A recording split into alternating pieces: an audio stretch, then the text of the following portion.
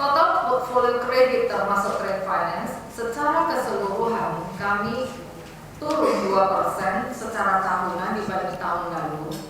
Namun, seperti rekan-rekan tahu, kredit yang disalurkan melalui usaha mikro DSP tahun lalu mencatat penurunan 30%. Dengan demikian, kalau secara kredit keseluruhan tanpa DSP Danamon tumbuh 4% di tahun 2016.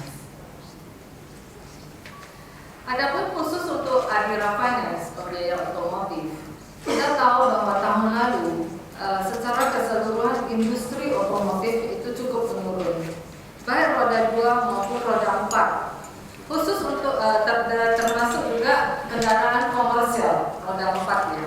Khusus untuk sepeda motor roda 2, kalau saya bisa sampaikan secara industri tahun lalu turun 8%. Adapun roda 4 komersial tahun lalu malah turun 29%.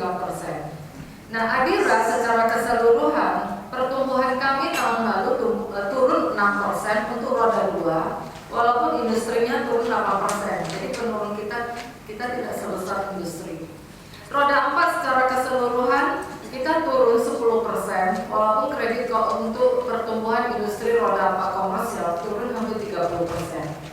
Jadi secara keseluruhan Adira Finance total portfolio 2016 mencatat penurunan 5%. Tentu kita harapkan tren industri otomotif baik roda 2 termasuk roda 4 komersial tahun ini tumbuh positif, sehingga kami juga bisa tumbuh positif.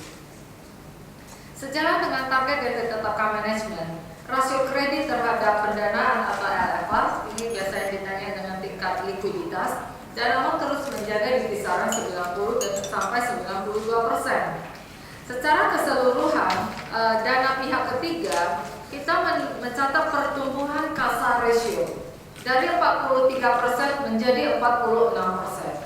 NPL itu kita bisa lihat secara persentase ataupun secara absolut. Secara absolut, Danamon mencatat penurunan. Ini salah satu kinerja yang saya pikir cukup signifikan ya untuk Danamon di tahun 2016, di mana kita lihat rata-rata tren NPL meningkat. Nah, khusus Danamon, NPL absolut kami turun 4,1% dibanding tahun sebelumnya. Secara keseluruhan ada di 3,7 triliun. 3,7 ini adalah total NPL portfolio. Kalau kita lihat di rata-rata industri perbankan, tahun lalu NPL secara keseluruhan tumbuh 27%.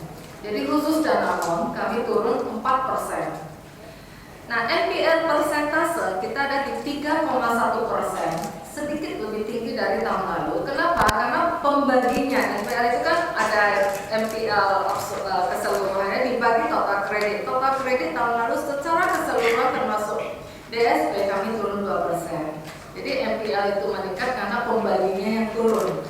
Tapi kalau mau lihat NPL bermasalahnya itu 3,7 triliun,